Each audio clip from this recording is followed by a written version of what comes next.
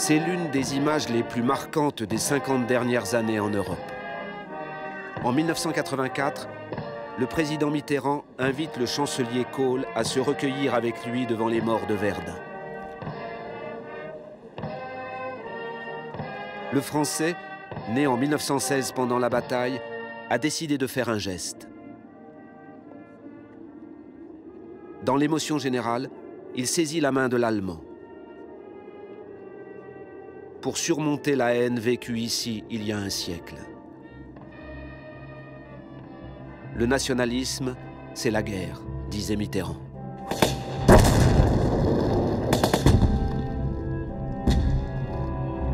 Verdun 1916. La guerre sous sa forme la plus tragique. 300 jours de combat pour quelques collines de l'Est de la France.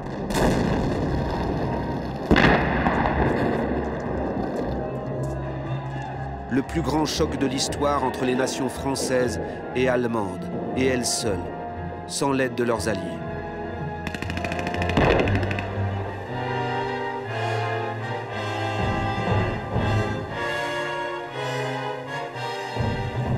Aujourd'hui, ce massacre nous paraît absurde.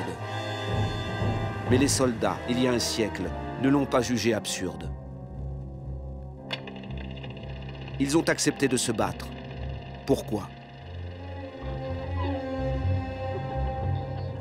En explorant leurs archives personnelles, en plongeant dans leur quotidien, leurs rêves, leurs cauchemars, nous revenons sur la dernière grande victoire remportée par la France contre l'Allemagne. Plus qu'une bataille, le symbole de la folie nationaliste et de l'hostilité séculaire entre nos deux nations.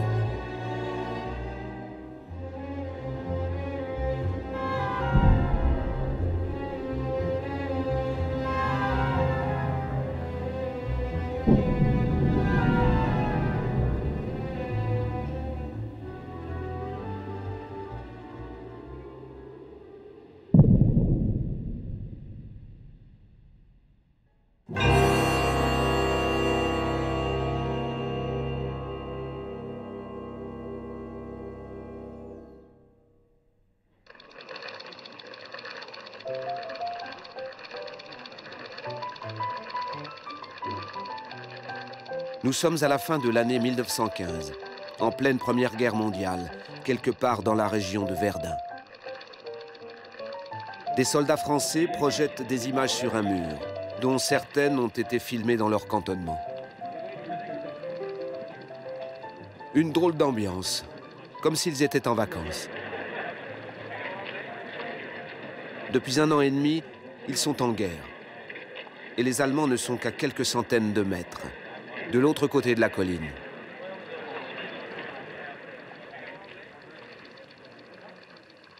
Il n'en paraît rien, mais leurs têtes sont pleines de cauchemars.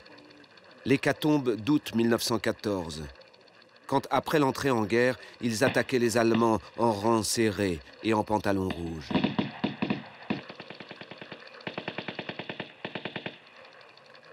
Puis l'angoisse de la bataille de la Marne, quand les Allemands se rapprochaient de la capitale. Ils avaient réussi à les repousser. Grâce à leur fameux taxi, avait-on cru à l'époque.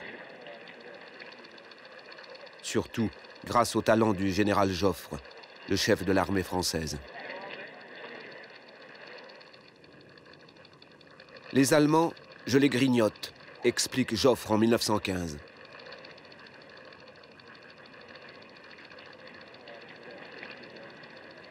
Depuis la bataille de la Marne, les soldats sont embourbés dans les tranchées. Mais leur détermination est intacte.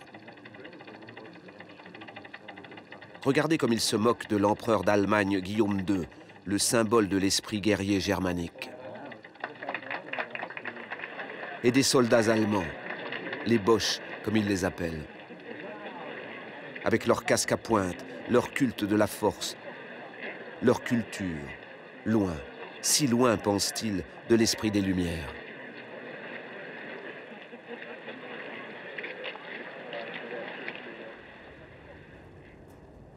Ce qu'ils ne leur pardonnent pas, avoir annexé 45 ans plus tôt, après la guerre de 1870, une partie du sol français.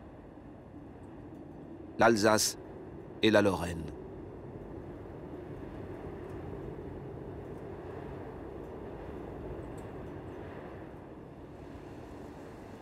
Voici Verdun, près de la frontière.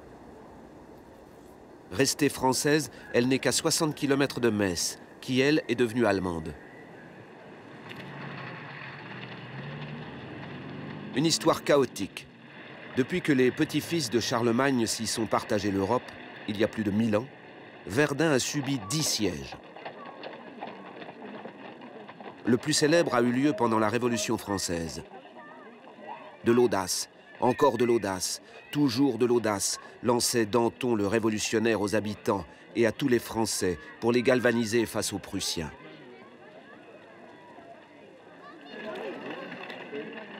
Pendant la Première Guerre mondiale, c'est l'un des derniers remparts contre l'Allemagne.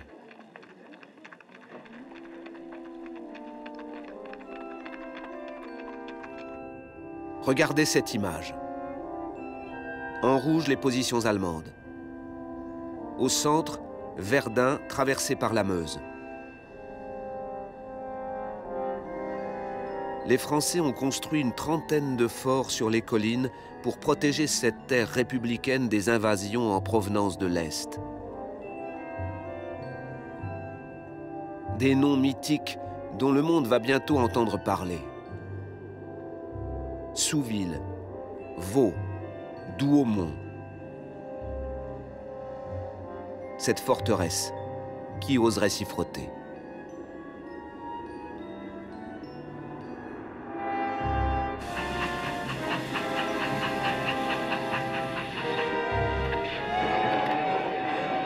Nous sommes de l'autre côté du front, à quelques kilomètres au nord. Voici l'empereur Guillaume II en chair et en os. Il vient rencontrer le chef de toute l'armée allemande, le général von Falkenhayn, ainsi que son propre fils, ici, de dos, le Kronprinz, reconnaissable à la tête de mort qu'il porte sur sa coiffe. L'empereur vient de se laisser convaincre de lancer une attaque là où personne ne s'y attend, à Verdun, parce que c'est une forteresse. Pour frapper les esprits en attaquant au point le plus fort. Un calcul risqué et même un peu fou. Il pense que les Français ne lâcheront pas Verdun sans jeter toutes leurs forces dans la bataille. Et qu'on peut les écraser avant de se retourner contre les Britanniques et en finir.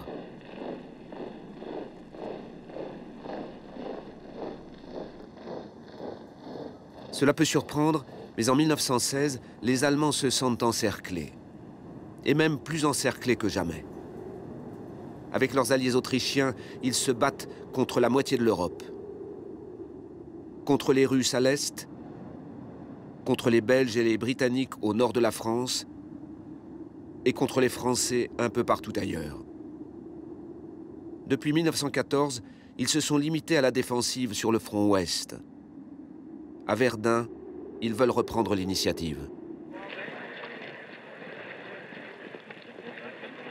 C'est à son propre fils, le Kronprinz, que l'empereur a confié le soin de mener le combat. Le voici en train d'encourager ses hommes. Sa Majesté l'empereur et roi nous appelle à l'attaque, leur dit-il. Nous devons montrer que chez les fils d'Allemagne, la volonté de vaincre est ferme comme l'acier.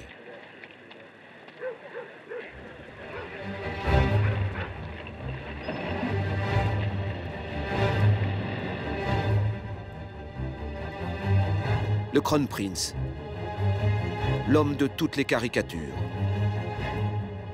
notamment chez les Français qui le voient comme léger et coureur.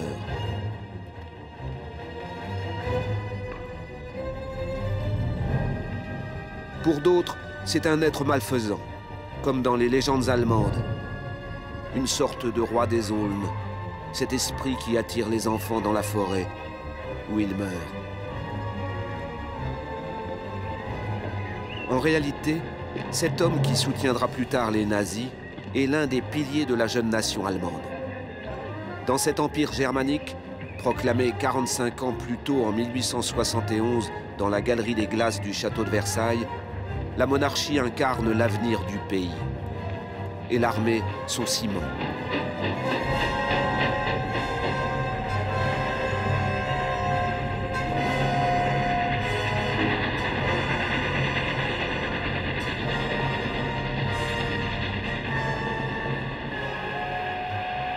Derrière le futur empereur, des milliers d'hommes convergent vers Verdun. Deux jeunes adultes confiants et ivres d'en découdre. Un fusilier du nom de Roudy écrit à ses parents. Nos chefs nous disent que l'Allemagne attend de nous de grandes choses. On doit prendre la plus grande forteresse des Français, ce qui emportera peut-être la décision dans cette lutte effroyable. Il va y avoir un combat, comme le monde n'en a jamais connu.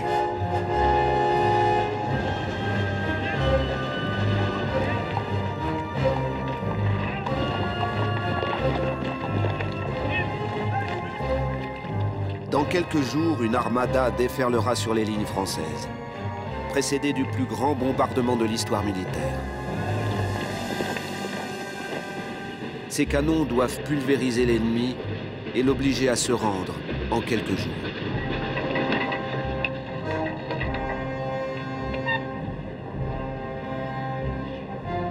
Paradoxe, tous rêvent de paix.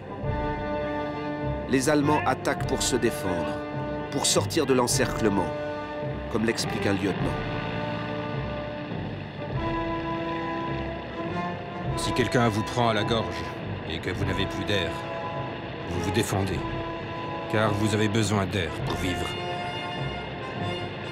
Eh bien, un peuple, lui aussi, a besoin d'air pour vivre. Ce n'est pas la terre qu'il s'agit de conquérir, mais notre âme.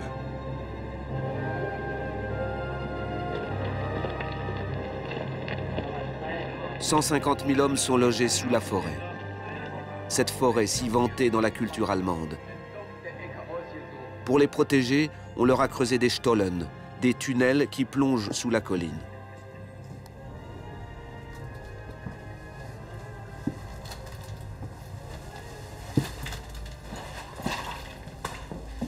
Dans l'un de ces boyaux, tapi dans l'ombre et prêt à s'élancer, se trouve Clemens Böckenhof. 20 ans. Nous sommes dans l'abri, tel que le renard le fait chez nous. Devant la porte se trouve mon fusil. 5 balles dans chaque chargeur, 3000 cartouches. Les Français vont détaler quand ils vont recevoir tout ça.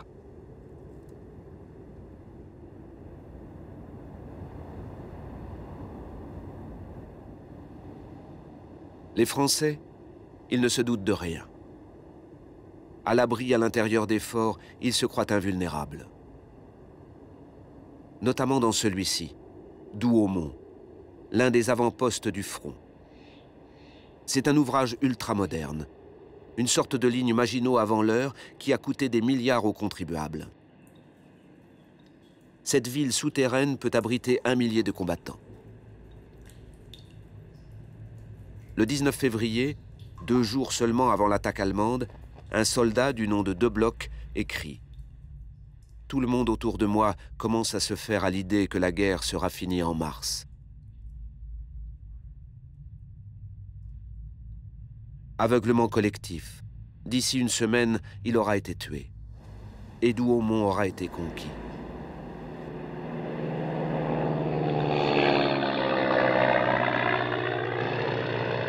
Ces forts, les Allemands les connaissent bien.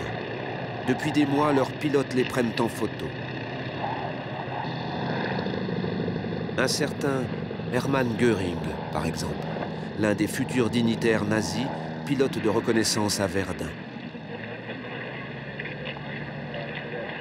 À leur stupéfaction, les Allemands ont appris que ces forts avaient été désarmés et qu'ils ne constituaient plus vraiment une menace.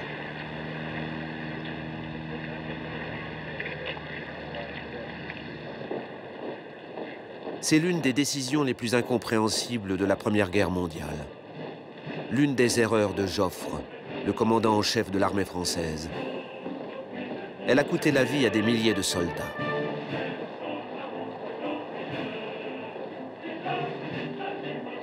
Au début 1916, Joffre a une obsession, moderniser l'armée.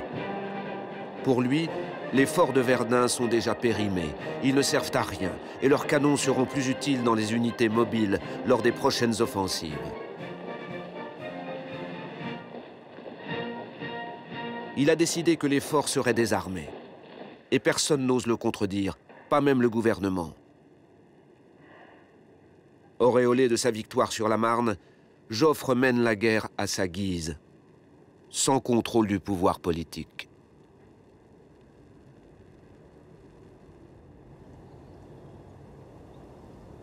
Problème. Entre les forts, il n'y a pas grand-chose. Quelques tranchées, quelques abris bétonnés.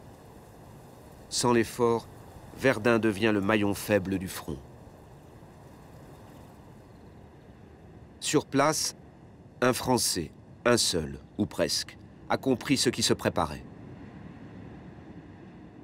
Il se trouve face aux Allemands en première ligne, au Bois des Corps, à 10 km au nord de Douaumont. Député nationaliste de Lorraine et auteur de livres d'anticipation militaire, c'est une sorte de Jules Verne des champs de bataille. Émile Cyprien Drian. Depuis des mois, de son PC souterrain, il court-circuite la hiérarchie militaire et il écrit à ses amis hommes politiques. L'assaut allemand est certain. Je pousse un cri d'alarme. Donnez-nous des bras, des outils, du fil de fer barbelé. Ils peuvent passer.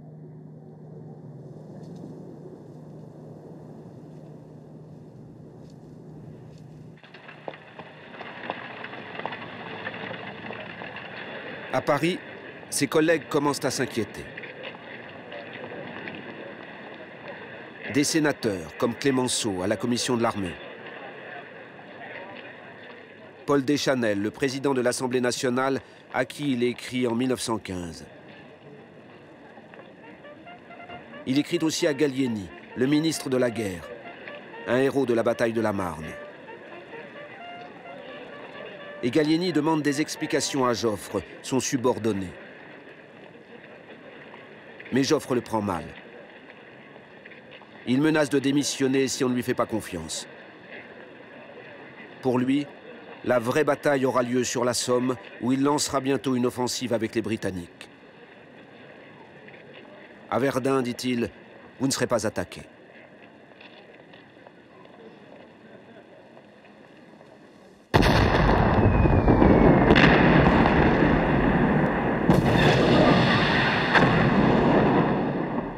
« 21 février, 7 h du matin. Les canons du Kronprinz déchaînent un ouragan sur les lignes françaises.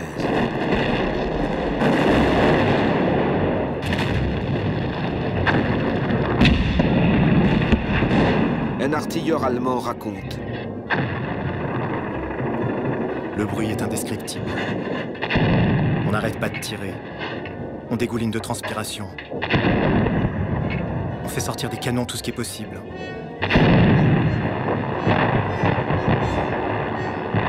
Selon des pilotes français, les 1200 canons allemands qui tirent forment une ligne jaune continue au ras du sol.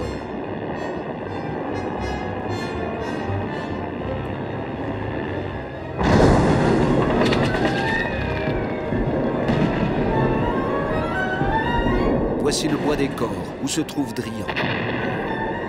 Pris à la gorge, les Français meurent par centaines.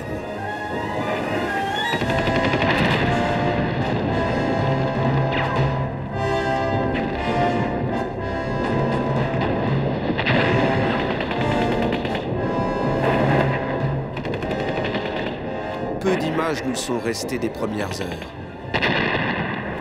Mais regardez ces films que nous avons colorisés. Ce sont des reconstitutions tournées 10 ans plus tard, sur place, avec les survivants.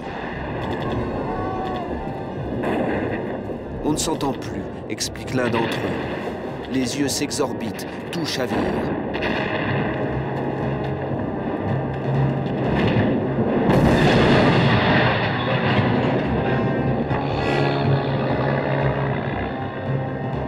Les Allemands tirent 1 million d'obus le premier jour.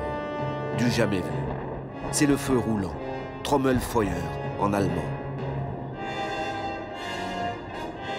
Les obus écrasent et broient toutes les défenses les unes après les autres. L'incendie court sur 15 kilomètres.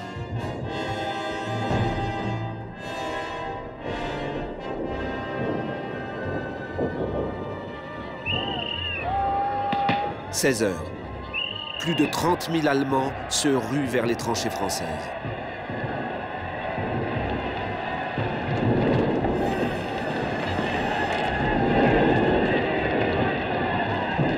Parmi eux, le jeune Richard Müller, qui vient de percevoir le nouveau casque allemand et pense vivre l'un des plus beaux jours de sa vie.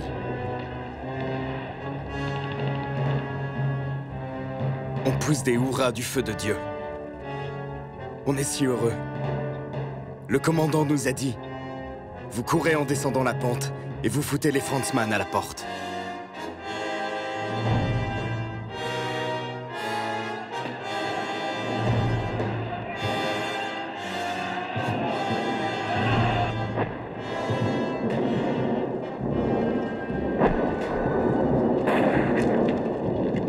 À son PC, Drian voit ses craintes se réaliser. Plus que 400 survivants autour de lui, contre 1300 hommes la veille. Ils tentent de tenir la position, mais ils se battent à 1 contre 5.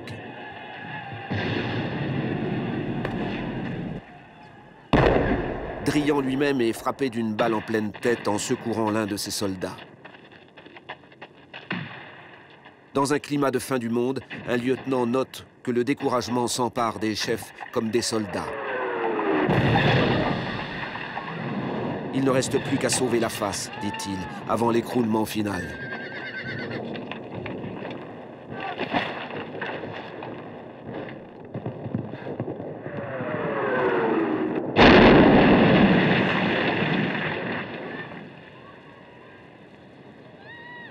À Paris, la classe politique, sous le choc, est en train de comprendre que l'attaque n'est pas une diversion, mais une offensive majeure. Des parlementaires envisagent d'évacuer le gouvernement à Bordeaux, comme pendant la bataille de la Marne. Pendant des mois, ils ont été égarés par l'état-major et ils posent la question. Joffre est-il encore à la hauteur ?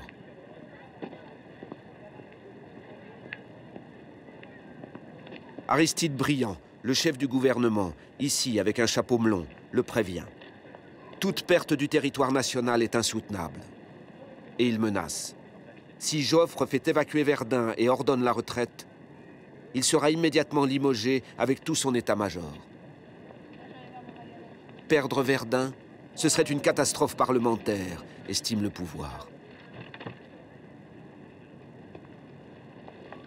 Quelques heures plus tard, un ordre implacable parvient aux soldats. On meurt sur place en attendant les renforts. Tout officier qui donnera l'ordre de reculer sera traduit en conseil de guerre.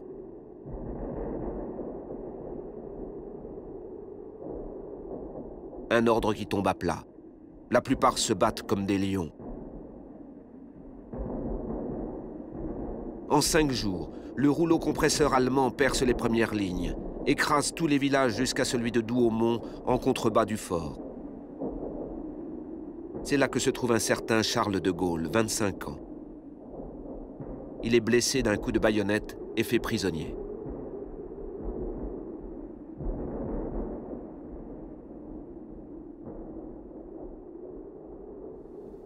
Face à lui se trouve l'un des plus grands artistes allemands du XXe siècle, le lieutenant Franz Marc. Ce peintre expressionniste, révolutionnaire en art et ami de Kandinsky, a toujours sublimé la guerre. Il y voit l'occasion de purifier le monde. À Verdun, il écrit à sa femme. Toutes les lignes françaises ont été enfoncées. Nous sommes pour l'essentiel des troupes de poursuite. Que cela réussisse sur le point le plus puissant du front français. Personne ne l'aurait deviné. C'est incroyable.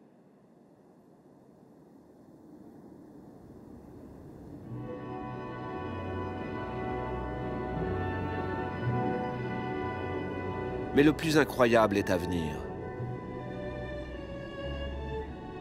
Les Allemands se trouvent maintenant devant l'énorme fort de Douaumont. 200 mètres les séparent du sommet.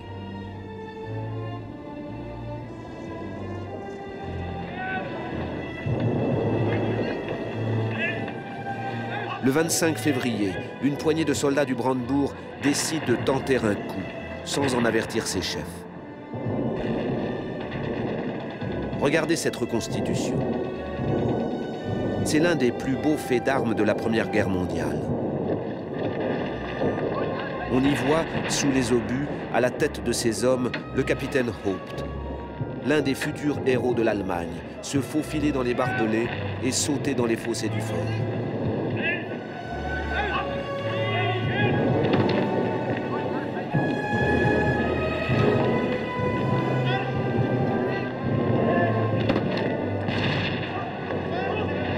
Le danger vient de leur propre camp. Les artilleurs allemands qui ignorent l'assaut continuent de tirer. En quelques minutes, les Brandebourgeois entrent dans le fort le plus puissant de France par la porte principale. Aucune résistance de la part des Français. On l'apprendra plus tard, dans la panique, un général a mal géré les relèves. Au moment de l'attaque, Douaumont était quasiment vide.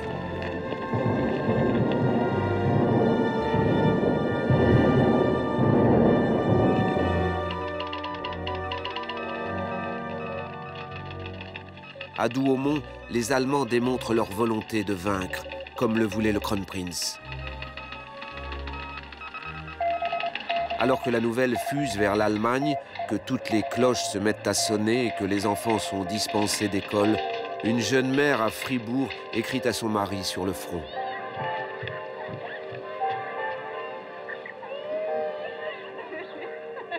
Quelle joie de lire les informations quand on entend qu'on a fait 10 000 prisonniers.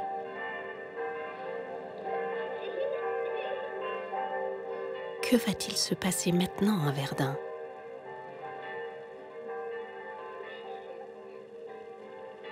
Pourvu que Dieu nous amène la paix et que la musique des canons nous annonce un bonheur futur.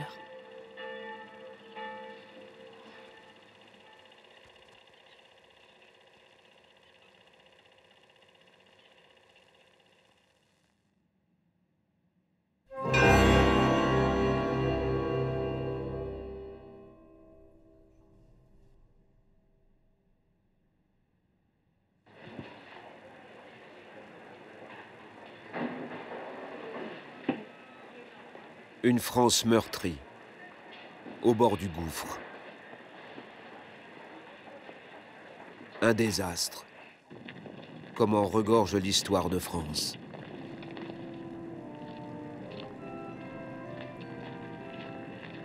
Une humiliation pour les soldats.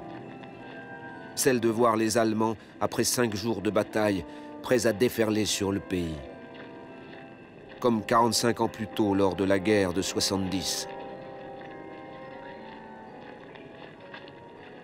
Si Verdun tombe, la France tombe, estime-t-on, à tort, à l'époque.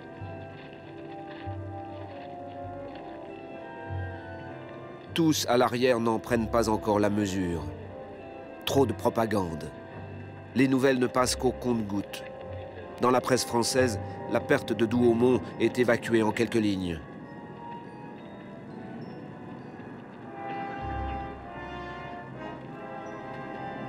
Mais à Verdun, chaque soldat le sent. Voyez leur regard. Pour eux, la vraie bataille doit commencer.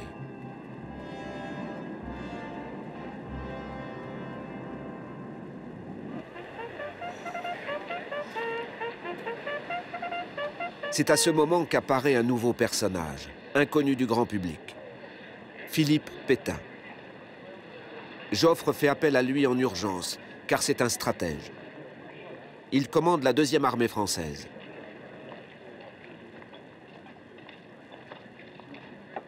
De cette période, il reste peu d'images.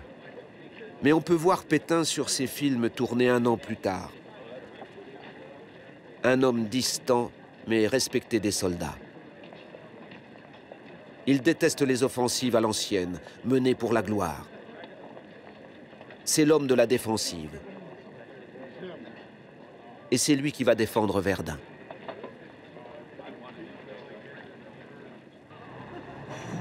Le voici, à son arrivée au quartier général de Souilly, à 20 km au sud du front. Ce n'est encore qu'une silhouette, encourageant les soldats. Ce sera bientôt une icône pour la nation.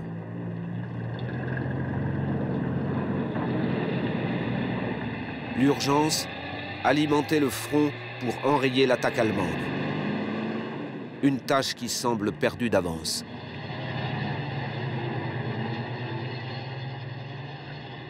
Car les Français, attaqués par surprise, n'ont pas prévu grand-chose.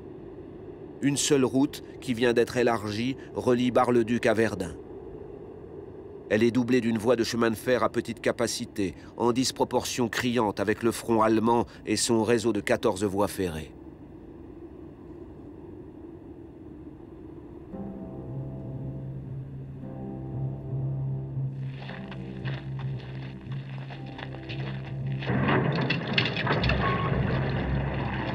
Avec l'arrivée du nouveau général, cette route de campagne devient le cordon ombilical de Verdun. Une voie sacrée, selon le mot de l'écrivain nationaliste Maurice Barrès. À tous, en quelques jours, Pétain impose un rythme infernal. 6000 rotations quotidiennes.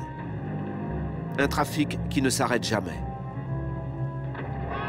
La voie coupée, c'est la bataille qui est perdue. Les camions en panne sont immédiatement poussés sur le côté.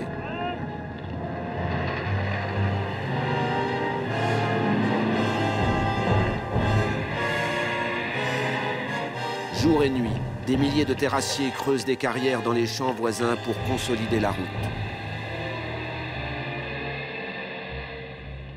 Un sursaut.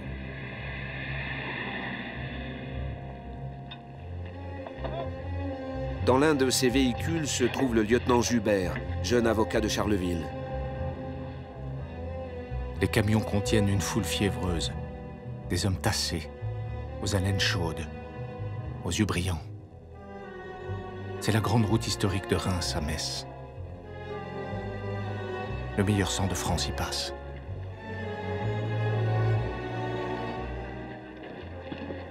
Une voie sacrée pour une bataille qui, elle aussi, est en train de le devenir. Verdun, la bataille de la France tout entière, et de la France seule, avec son empire colonial, contre l'Allemagne. Ici, vont passer en 10 mois les 2 tiers de l'armée. 2 500 000 hommes, dont les noms pour beaucoup se retrouveront sur les monuments aux morts. Nationalisme, oui, mais défensif. Du patriotisme surtout. Ils défendent leurs maisons, leurs femmes, leurs enfants. Chez ces soldats qui marchent vers leur destin, un slogan est en train de naître. Ils ne passeront pas.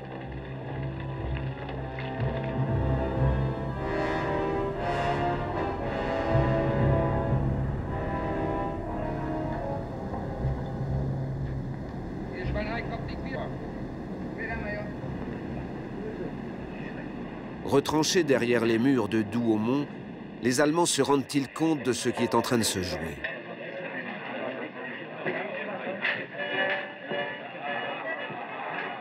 À en croire ces images de reconstitution allemande réalisées après la guerre, leur morale est à son meilleur. En réalité, à la différence des Français, ils n'ont pas encore été relevés et ils sont épuisés. Notamment ces jeunes de 18 ans, plus fragiles qu'ils ne le pensaient. Comme Siegfried Eichheim, qui écrit à ses parents.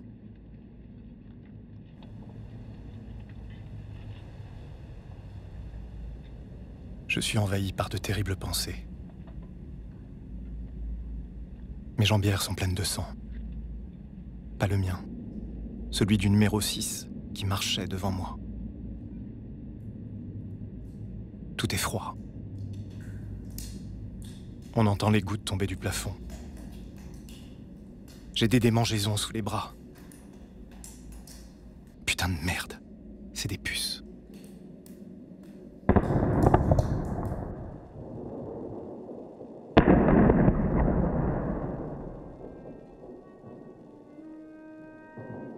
Tous le savent. Les pertes sont élevées dans les rangs allemands et la percée des premières lignes françaises est payée au prix fort. Parmi ces morts se trouve Franz Marc, le peintre allemand qui croyait aimer la guerre. Dans ses dernières lettres, ce visionnaire a entrevu, sans doute avant les autres, l'absurdité de cette bataille.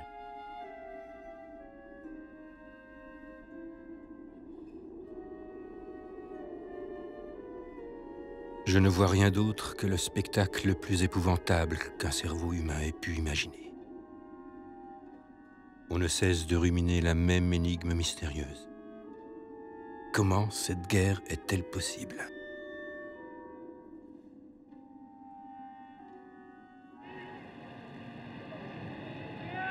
En voici les responsables.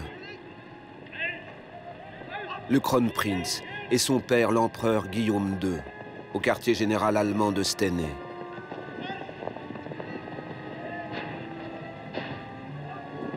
Le prince héritier qui se sentait à un jet de pierre de la victoire après la prise de Douaumont réalise que les soldats avancent plus difficilement et même s'enlisent sur les collines.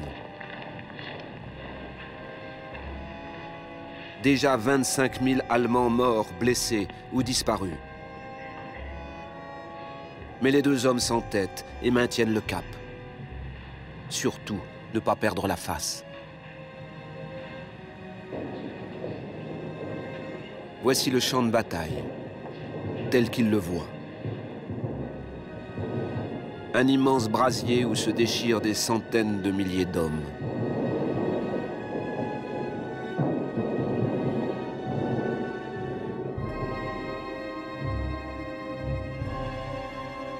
À droite, Douaumont, tenu par les Allemands. L'artillerie, placée par Pétain sur la rive gauche de la Meuse, au fort de Mare et de Vachereauville, empêche la percée des Allemands sur la rive droite.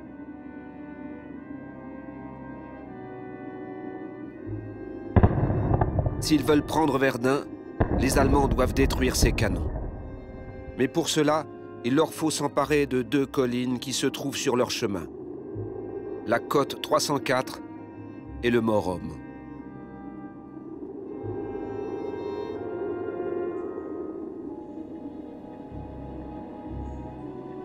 Le Mort-Homme, du nom d'un cadavre qu'on y a découvert au XIXe siècle. Sur chaque mètre carré de cette colline se sont déroulés des combats d'une violence qui dépasse nos imaginations. À son sommet, ce monument terrible. Un squelette français qui crie victoire.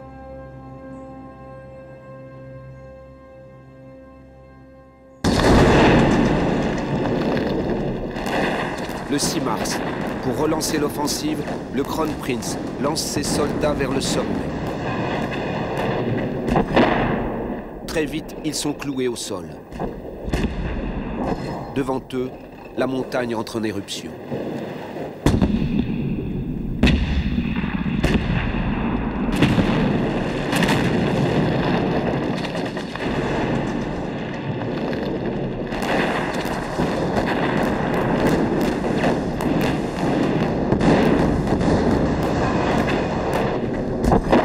Mordus au cœur, dans l'improvisation, les Français ont décidé de faire front.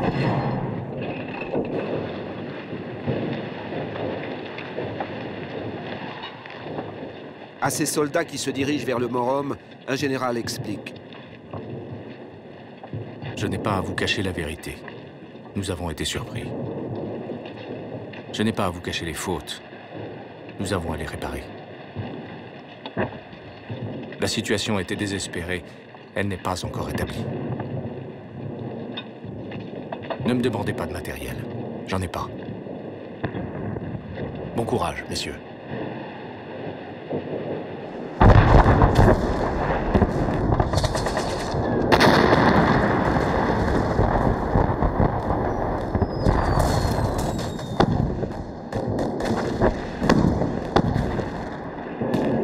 Ils l'appelleront l'enfer de Verdun.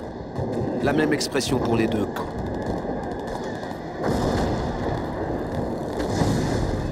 Un face-à-face frontal. Nation contre nation. Aucun recul possible. Qui craquera le premier?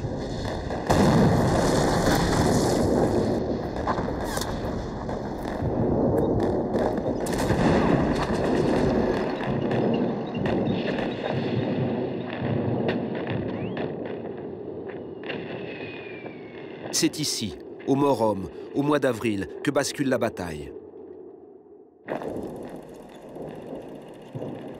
Au soulagement de tous les Français, les Allemands ne passent plus. L'occasion pour Pétain, 1 mois et demi après le début des combats, de rédiger un communiqué.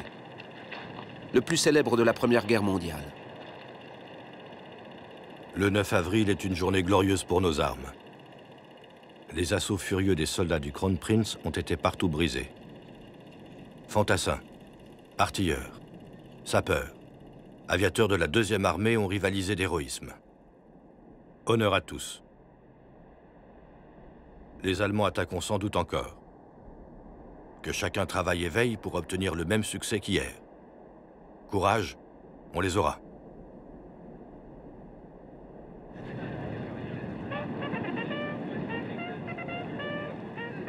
Des phrases qui touchent. En quelques jours, Pétain devient l'emblème des Français. L'homme qui sait résister aux Allemands, pense-t-il, et dont ils se souviendront.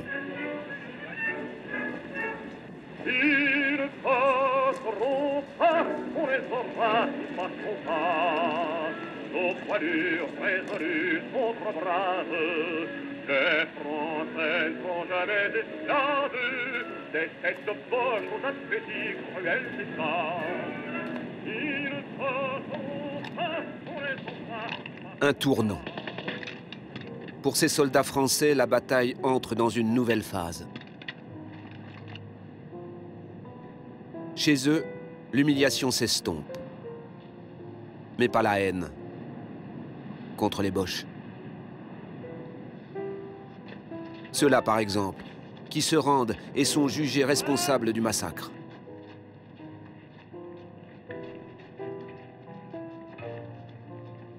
Des Boches, même plus. Des larves grises, de hideuses valkyries.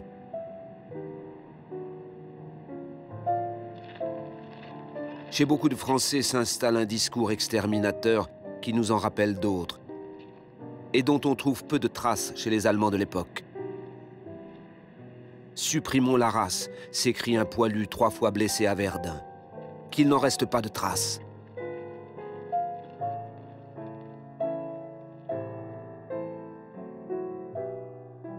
Avant de mourir, un instituteur républicain pétri de culture, Raymond Raffin, s'écrie « Je voudrais que tous les enfants boches étouffent dans le sein de leur mère, afin que disparaisse cette race aux instincts mauvais. »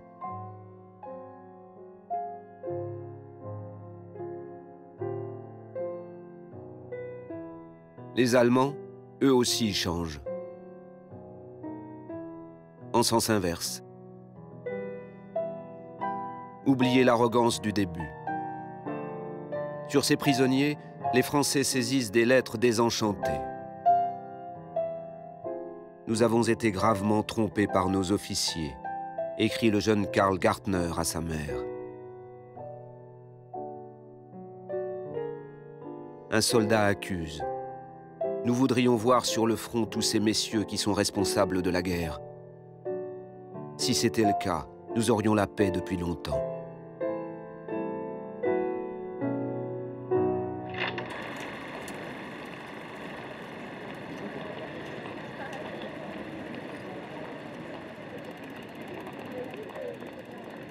La paix, comme elle leur semble loin, réservée à quelques privilégiés.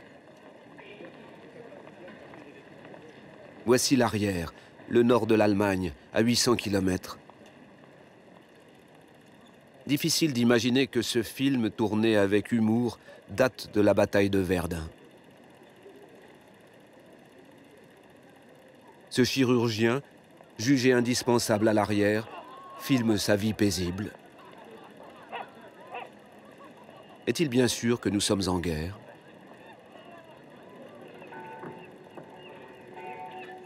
Elle apparaît pourtant entre les lignes, dans ce jardin public où les enfants essayent leur dernier jouet.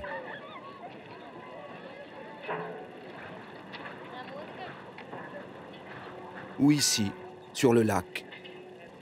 Le chirurgien a invité l'un de ses amis amputé de guerre.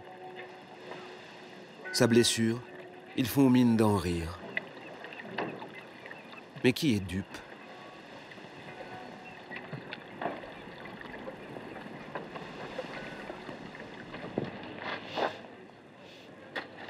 Loin de la caricature que s'en font les Français, les Allemands sont en crise, profonde, durable, dont ils ne sortiront pas avant des années, et même des décennies.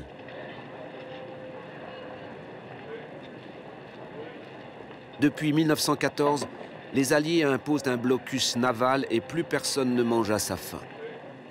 En Allemagne, il faut attendre des heures pour se nourrir. Dans tout le pays, des mères, accompagnées de leurs enfants, provoquent des esclandres, parfois des émeutes, devant les magasins.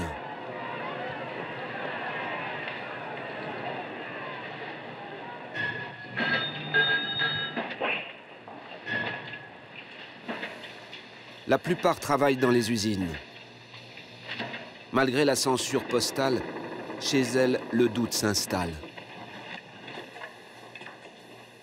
Comment tout cela va-t-il se terminer?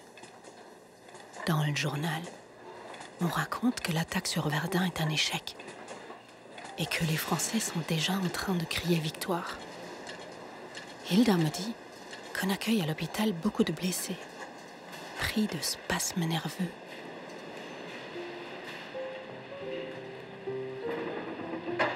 Certaines craquent, comme les soldats. Cette jeune femme, Theresa von Wertheim, qui écrit à son mari sur le front.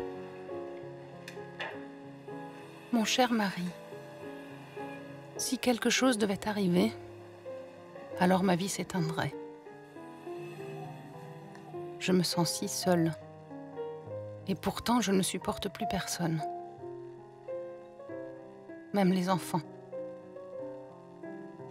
Si seulement on pouvait prendre Verdun.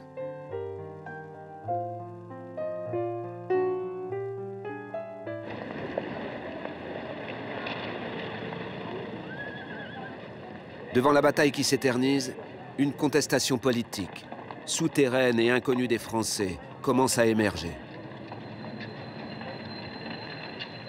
En Allemagne, contre toute attente, des rassemblements s'organisent en faveur de la paix. Pour preuve, ces quelques dizaines de secondes filmées à Berlin sur la Potsdamer Platz, le 1er mai 1916, en pleine bataille de Verdun. On y voit le député d'extrême gauche, Karl Liebknecht, haranguer la foule. Contre ceux qui trouvent de l'intérêt au conflit et, selon lui, trahissent le peuple allemand. « À bas le gouvernement », dit-il, « à bas la guerre ». À peine ces mots prononcés, Liebknecht est jeté en prison. Mais son discours porte. Dans plusieurs grandes villes éclatent des grèves en sa faveur. L'empereur Guillaume II le sait.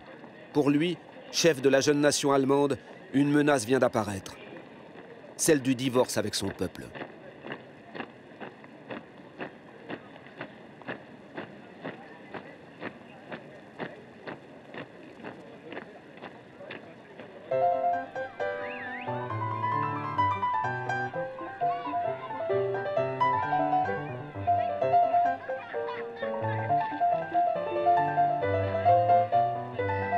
Au même moment, dans la capitale française, autre ambiance. Regardez ce film où des petits Parisiens sont mis en scène. comme pour montrer, après la grande peur de février, que la confiance revient. Depuis que les soldats, derrière leur nouveau chef, résistent sur le Morum, les habitants respirent. Ici, pas de blocus. La nourriture ne manque pas, pas de grève, ou si peu. Peu de pacifisme. La contestation n'éclatera qu'un an plus tard, en 1917, après la bataille du Chemin des Dames.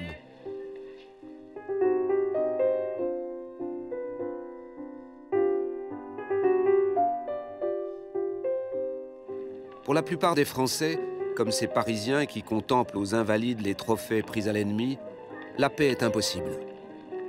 Trop de rancœurs accumulées depuis un demi-siècle. Ils sont suivis par la classe politique. Depuis le début de la guerre, le gouvernement affiche l'union sacrée, de la gauche à la droite, et seule l'agitent les querelles de personnes.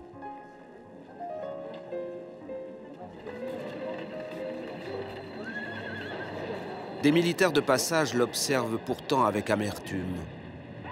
Un gouffre les sépare des civils, plus nationalistes qu'ils ne le sont eux-mêmes.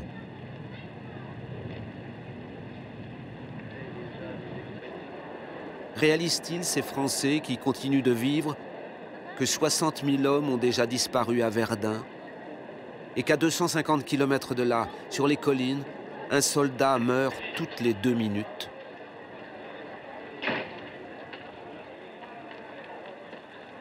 Le 27 avril, Charles Delvert, un capitaine en permission, note avec sarcasme. Paris est délicieux. Cet après-midi, promenade en barque au bois de Boulogne. On comprend que les gens de l'arrière se résignent à la guerre. Ce qu'il y a de consolant, c'est qu'on est parfaitement sûr que si l'on sèche dans les barbelés, on ne sera pas pour le monde une perte bien sensible.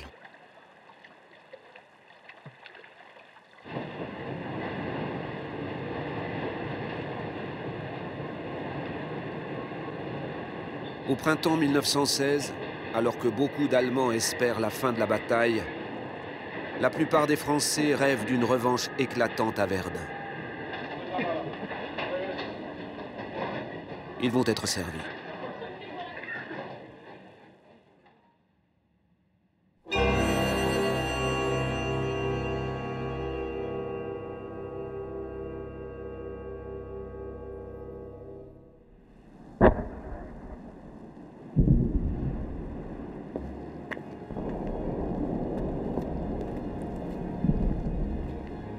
Verdun, le statu quo. Les soldats du Kronprinz n'ont toujours pas percé. Et la ville, largement détruite, est toujours aux mains de l'armée.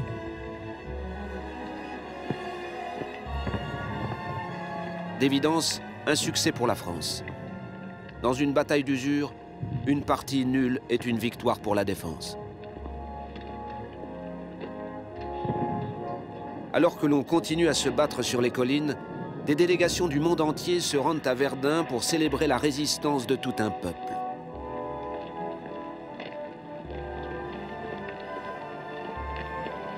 Voici le futur roi de Serbie, allié de la France. Il est accueilli par Poincaré, le président de la République, ici, avec une cape. Pour Poincaré, il le dira un peu plus tard, le nom de Verdun représente ce qu'il y a de plus beau et de plus pur dans l'âme française. Cette défense, les Français l'ont menée seuls. Un exploit salué par les reporters anglo-saxons comme ce journaliste du Daily Telegraph.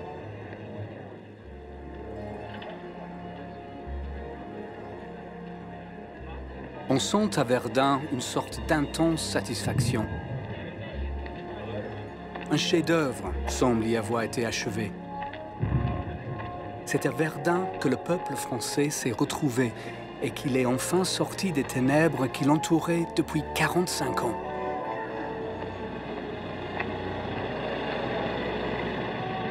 Tous le sentent. Les Allemands ne passeront jamais. Et la bataille devenue stérile n'a plus d'intérêt stratégique. Elle va pourtant se prolonger pendant encore 8 mois.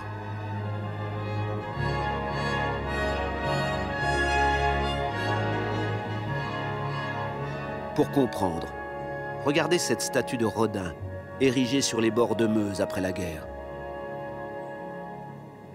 Elle nous dit, peut-être mieux encore que les archives, la soif de revanche, le désir de laver l'affront et de punir l'Allemagne.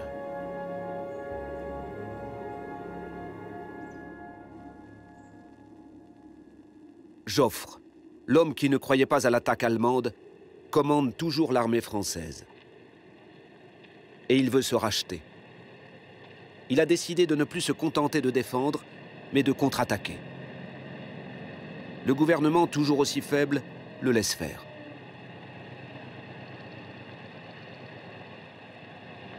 À la fin avril, il se débarrasse de Pétain, l'homme à qui il avait confié le sort de la bataille 2 mois plus tôt. Pétain est populaire. Surtout, il désapprouve la contre-attaque. L'armée n'est pas prête, dit-il. Nommé à un grade plus élevé, il est éloigné à Bar-le-Duc, d'où il supervisera la bataille. De loin.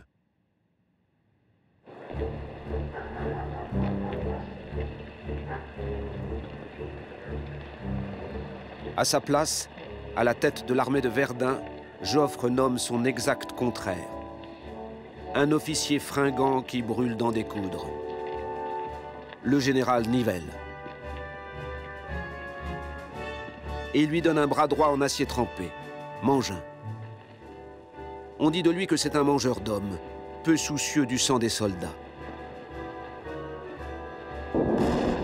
Avec eux, la bataille entre dans un engrenage infernal.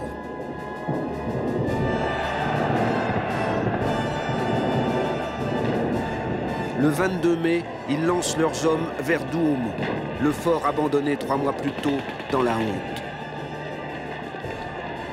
Un objectif douteux.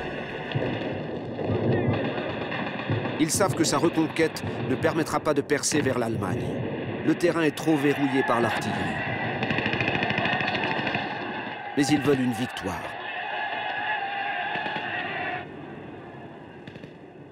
À la Jumelle, Mangin suit ses soldats bousculer les premières lignes allemandes, franchir les fossés, grimper sur le toit du fort.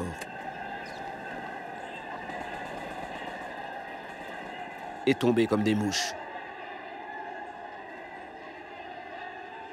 5000 morts, blessés et prisonniers en quelques heures. Pour rien. Dans un paysage de cendres, quelques poignées de survivants regagnent les lignes de départ. Parmi eux, le célèbre violoncelliste Maurice Maréchal.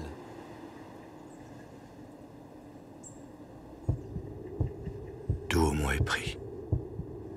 Perdu. Repris. C'est l'horreur. Les blessés sont horribles. L'un appelle maman, puis ma petite femme, ma petite fille. C'est de la folie. On est fous.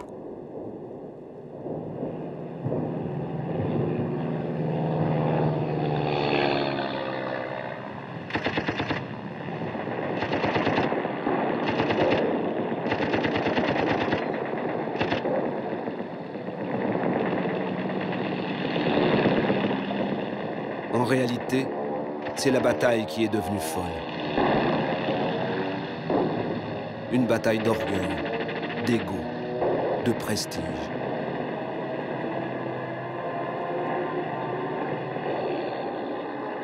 Une guerre industrielle aussi, méthodique, qui échappe à tout contrôle. Où la technologie prend le pas sur l'homme et le broie, comme une pompe aspirante du sang des soldats. Des forces équivalentes de chaque côté du front, 200 000 Français face à 200 000 Allemands. Pour ménager les soldats, Pétain, avant d'être éloigné, a institué le tourniquet. On fait tourner les effectifs à un rythme démentiel. 10 jours en première ligne, 10 jours en seconde ligne, puis le repos à l'arrière. et puis ça recommence.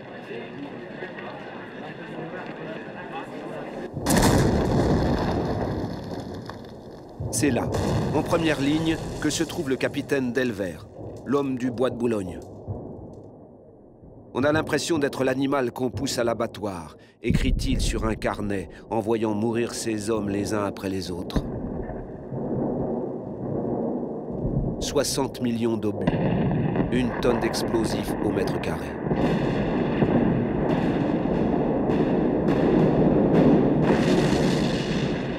À Verdun, le bombardement ne s'arrête jamais. Car l'ennemi ne doit pas pouvoir se ressaisir. On y meurt tout le temps, parfois sans que personne ne s'en aperçoive. Et le plus souvent, sans gloire.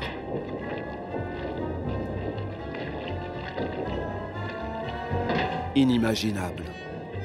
Au mois de mai, alors que partout ailleurs renaît la végétation, les hommes se traînent dans un paysage martyrisé. Imbibés de poudre, de sang, d'excréments et de chair humaine.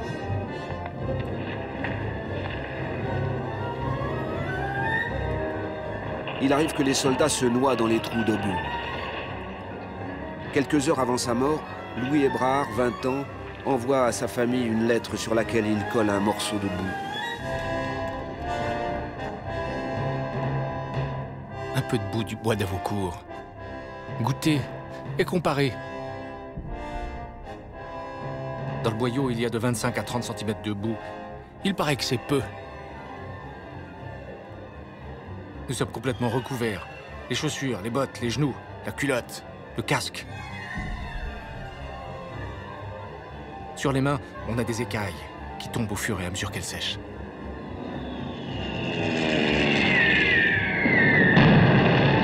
Qu'est-ce qui les fait tenir? Les lettres de leurs proches? La camaraderie? L'alcool? Français comme Allemands, ils sont devenus des machines. Ils se battent par routine, par devoir, parce qu'ils n'ont pas le choix. C'est comme dans une maison de fous, avec des fous furieux à l'intérieur, dit l'Allemand Bernhard Ping. Son camarade, Otto Reipert, perd la notion du temps et de l'espace.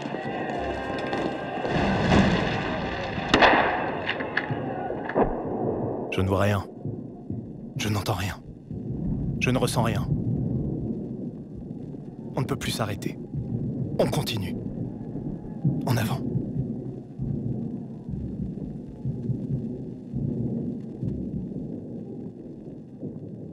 Verdun. La pulsion de mort. Le gouffre où tous se précipitent.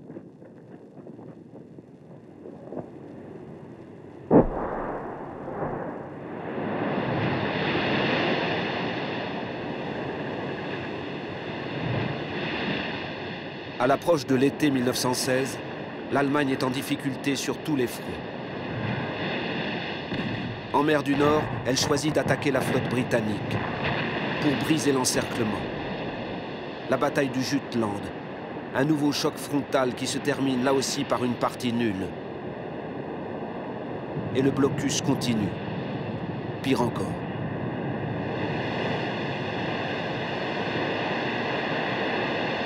Sur le front Est, les Russes déclenchent une offensive terrestre contre l'Autriche.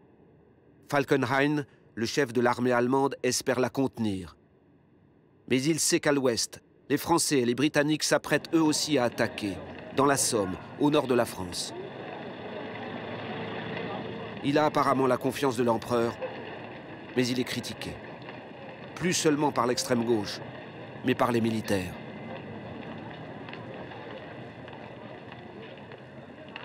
Au début du mois de juin, Falkenhayn ordonne un nouveau coup de butoir à Verdun. Oui, à Verdun. Pour dissuader les Alliés d'attaquer ailleurs, explique-t-il.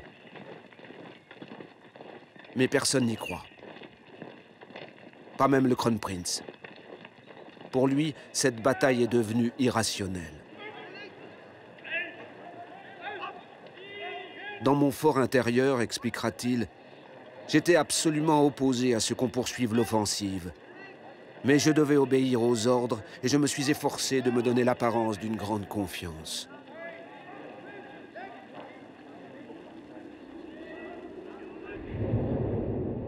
Entre le fort de Douaumont, toujours allemand, et le fort de Vaux, encore français, le paysage une nouvelle fois s'embrase.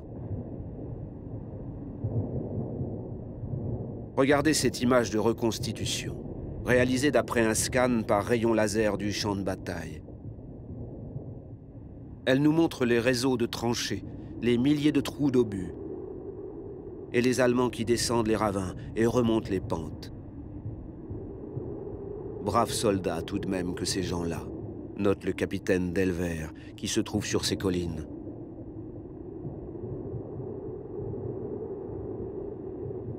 Les Allemands finissent par encercler le fort de Vaux.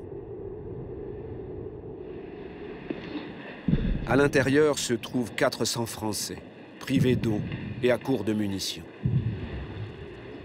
8000 obus explosent chaque jour sur leur tête. Ils savent que la France les regarde, et ils ont décidé de tenir.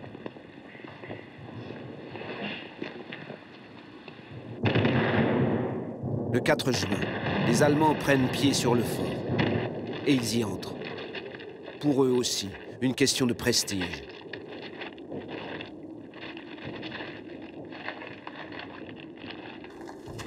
Dans ce souterrain progresse le soldat Reipert. On descend courbé en deux. Les Français sont à l'autre extrémité. On les attaque au lance-flammes. Ils balancent des grenades du haut des marches. Le lieutenant hurle. « Butez-moi ces putains de Franceman !»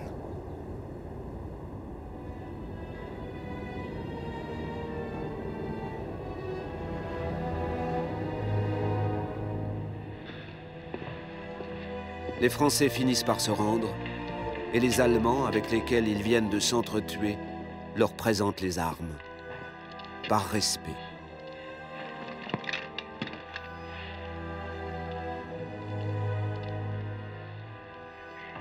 Sublime défaite, qui en fait oublier d'autres.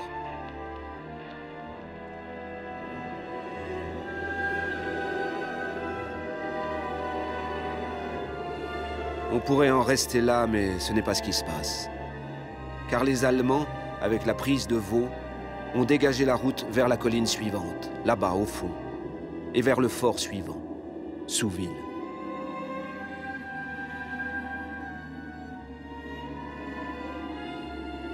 De ce promontoire, sur lequel ils se hissent le 11 juillet, ils se sentent de nouveau proches de la victoire. Dans le lointain, on aperçoit Verdun, leur rêve. Plus que 3 kilomètres.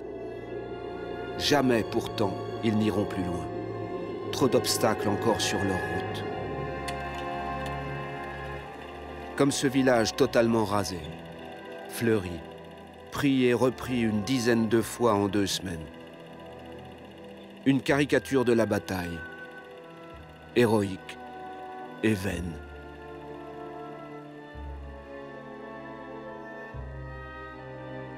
Au mois d'août 1916, l'élan allemand se fracasse définitivement sur la muraille vivante que forment les Français. 6 mois de combat, déjà 80 000 morts dans leurs rangs.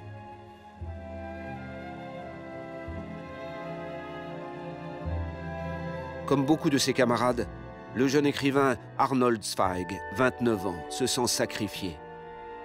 Il écrit à sa femme. Mon cher cœur, la guerre dure trop longtemps.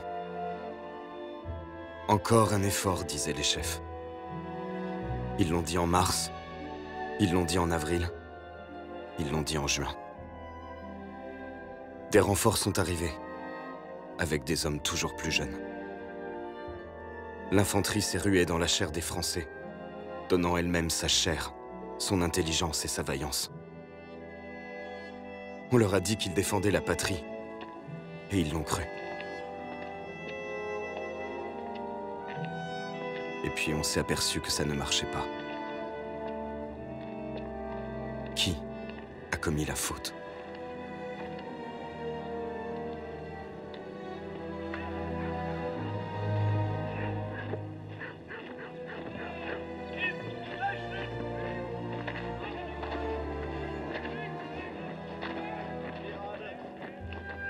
Le responsable, c'est Falkenhayn, le chef de l'armée allemande, l'homme qui a mené la jeunesse à la mort. C'est en tout cas ce qu'on veut croire à la fin du mois d'août, quand il est poussé à la démission par l'empereur. Son échec est total. Depuis le 1er juillet, les Alliés attaquent sur la Somme. Il faut dégarnir le front de Verdun. Et la Roumanie vient de déclarer la guerre à l'Allemagne. C'est là qu'on l'envoie pour le punir.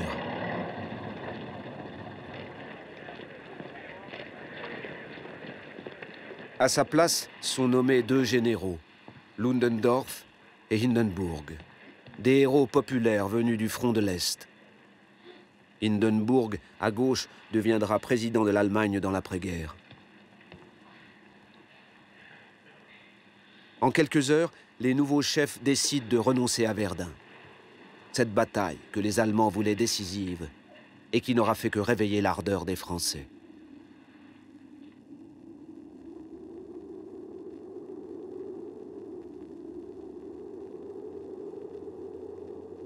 La folle bataille de Verdun peut maintenant s'arrêter.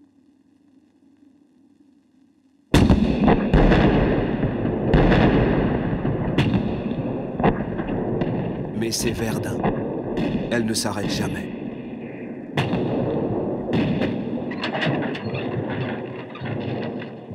Pour les Français, ce n'est plus une bataille.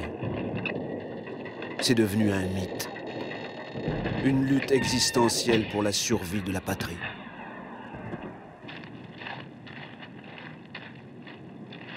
Rien de tout cela dans la Somme, où l'offensive franco-britannique, plus meurtrière encore, se poursuit depuis le 1er juillet. Mais les Français n'en garderont pas de grandes traces dans leur mémoire collective. Menée avec les Britanniques, elle compte peu pour l'opinion.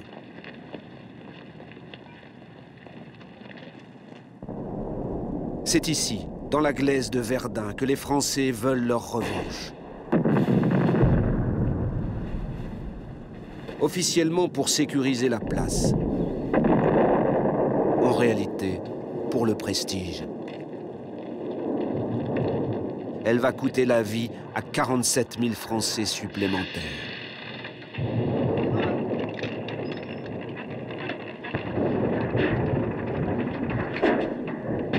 Depuis l'arrière, à Bar-le-Duc, Pétain a fait acheminer des canons géants. Il tire des obus d'1 tonne, grands comme des enfants de 8 ans, selon le mot de l'époque.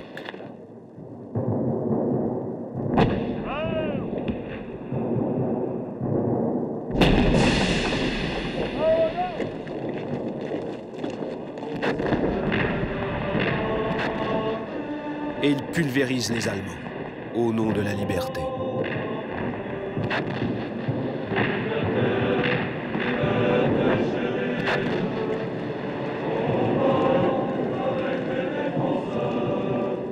Le 24 octobre, devant les reporters du monde entier, les Français s'élancent une dernière fois vers Douaumont, nouvel horizon de la mythologie française.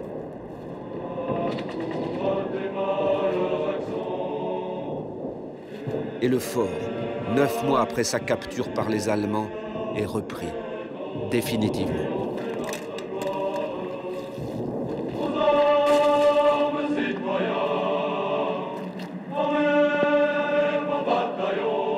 Le fort de Vaux suivra une semaine plus tard.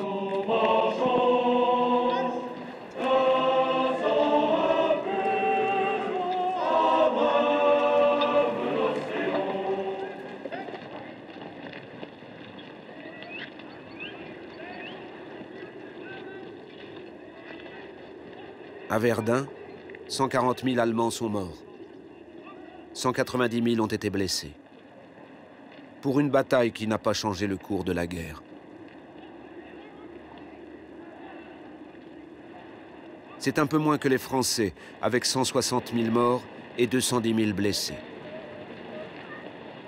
Mais les Français ont leur victoire. effacer les erreurs, l'humiliation.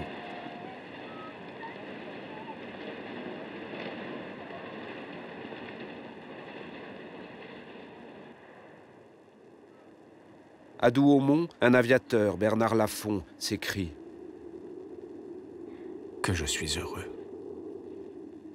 Verdun, sauvé du barbare. N'ai-je pas donné le meilleur de moi-même? N'ai-je pas durement besogné pour t'élever dans la gloire? Verdun, je t'aime. »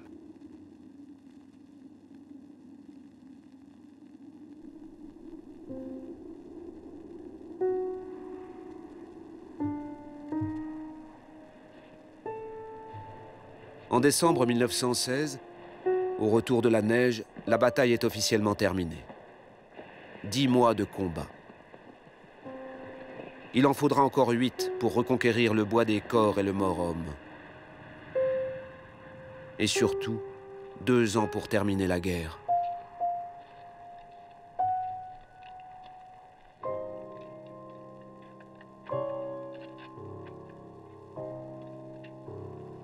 Ces soldats, ces maris, ces pères sont allés au bout de leur courage. Ils laissent des milliers d'orphelins qui nous interrogent. Sublime, cette bataille? Ou absurde?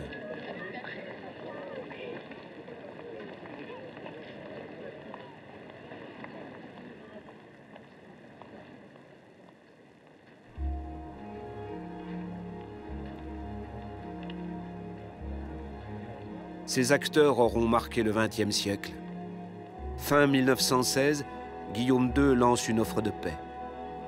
Sans suite, les Français n'y répondent même pas. Il abdique 2 ans plus tard, lors de la défaite de l'Allemagne en 1918, et trouve refuge aux Pays-Bas.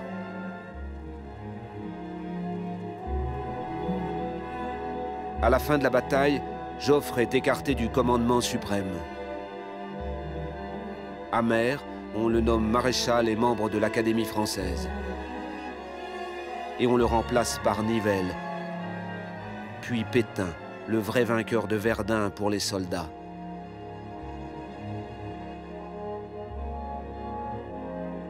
Sous les ordres de Foch, généralissime des armées alliées, et du nouveau président du Conseil, Clémenceau, qui a repris le pouvoir sur les militaires. Il dirigera l'armée française jusqu'à la victoire. Jamais en Allemagne ne s'éteindra le sentiment de trahison né à Verdun. Le 9 novembre 1918, 2 jours avant l'armistice, les communistes tentent de lancer une révolution en Allemagne.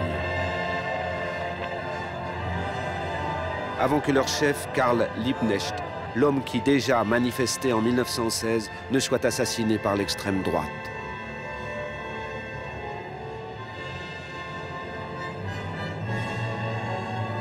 La suite est connue. Hindenburg, celui qui avait remplacé Falkenhayn, appellera Hitler au pouvoir en 1933. Avec l'aviateur Göring et le soutien du Kronprinz, il entraînera son peuple vers de nouveaux abîmes.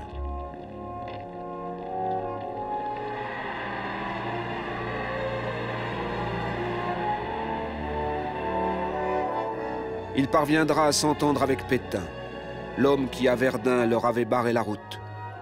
Devenu chef de l'État en 1940, le maréchal le plus aimé des Français choisira de rester hors du nouveau conflit mondial et de collaborer avec les nazis.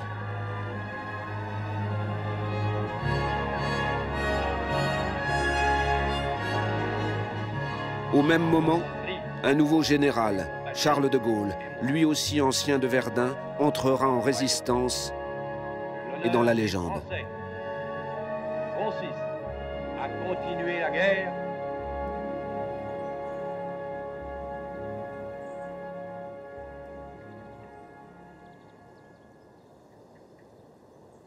Verdun. Il y a un siècle, cette bataille traumatisait l'Europe. Elle nous rappelle d'où nous venons. Et surtout, peut-être, comme nous avons changé.